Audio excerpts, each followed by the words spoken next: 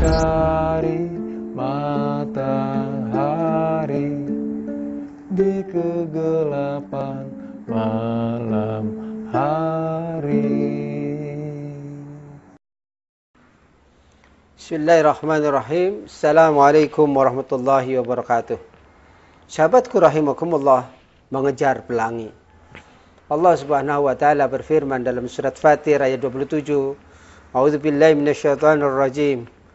Alam tara anna Allah anzala minas samaa'i ma'an fa akhrajna bihi samaratin muhtalifan alwanuha wa minal jibali judatun bitu wa khumrun muhtalifun alwanuha wa gharabibu sud.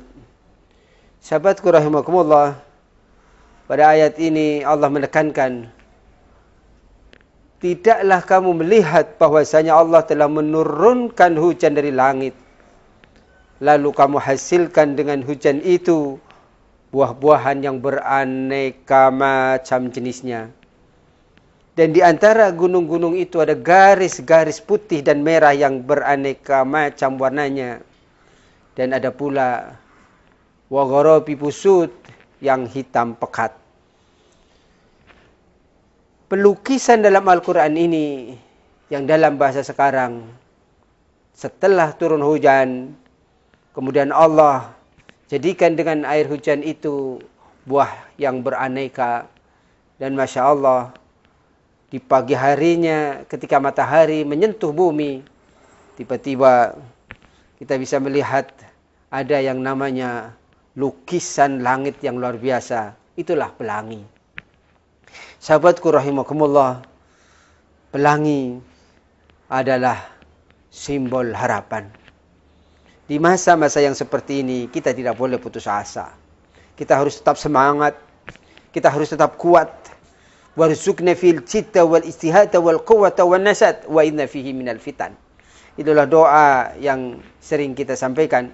Ya Allah, berilah kami kemampuan, kekuatan, kesungguhan dan kekuatan yang luar biasa, serta lindungilah kami dari berbagai fitnah. Sahabatku rahimakumullah, wala tayasu min rahillah.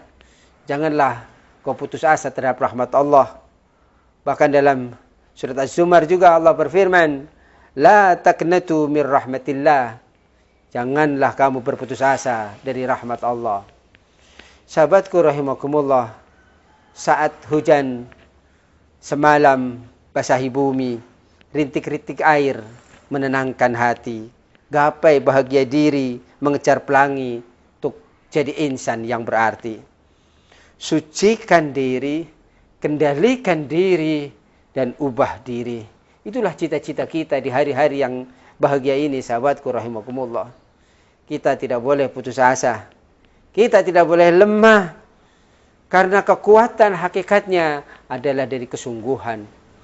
Maka sahabatku rahimakumullah, siapa yang bersungguh-sungguh pada jalan Allah, lanahdiyannahum subulana. Allah sudah janji pasti akan memberikan jalan yang luar biasa.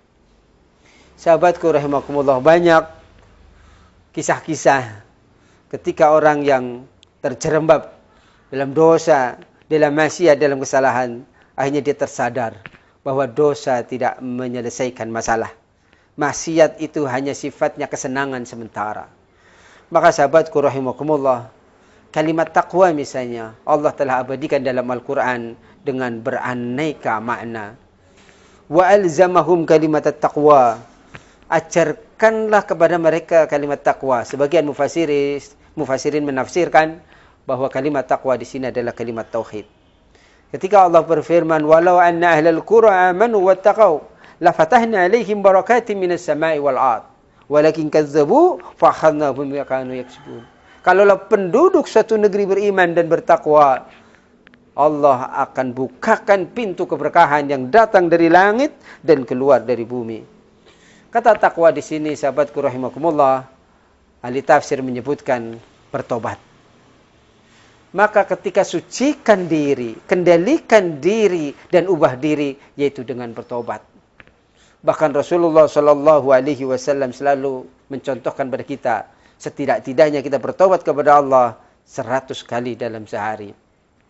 Sahabatku rahimakumullah, sebuah kisah sahabat yang sangat luar biasa yaitu Abu Mihjan misalnya.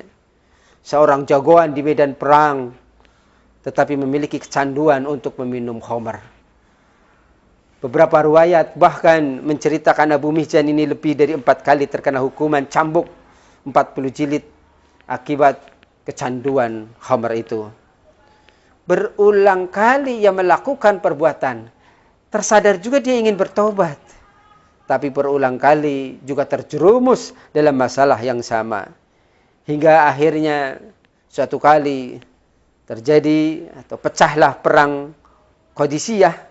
Sementara ia dalam kondisi mabuk dan masih belum sadar sepenuhnya.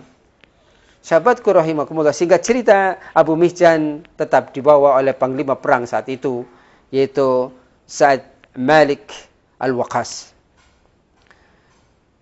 Sahabatku rahimakumullah, karena merasa menyesal akibat kebiasaannya meminum khamar dan mendapat saat yang luar biasa, saat perang hebat saat itu, akhirnya dia tersadar. Allah menyediakan pintu selebar-lebarnya untuk orang yang mau bertobat asal dia istiqomah.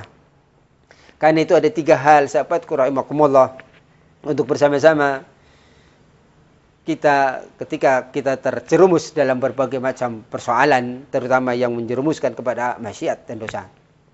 Yang pertama, sahabatku rahimakumullah, jangan pernah keluar dari barisan orang-orang yang baik. Dosa apa saja, asal kita bersungguh-sungguh bagaimana kita bertobat, maka Allah Maha menerima tobat. Sebanyak apapun dosa engkau, maka Allah akan bukakan pintu tobat kita. Mudah-mudahan ketika kita bersungguh-sungguh di sisa-sisa umur ini, bersungguh-sungguh untuk mengejar pelangi, menyentuhnya, memeluknya, mendapatkannya, dan bisa pelangi itu diberikan kepada orang yang kita cintai. Wala tayasu mir rahillah, janganlah kamu putus asa terhadap rahmat Allah. La taqnatu mir rahmatillah, janganlah kamu berputus asa terhadap rahmat Allah Subhanahu wa taala. Wallahu a'lam bissawab.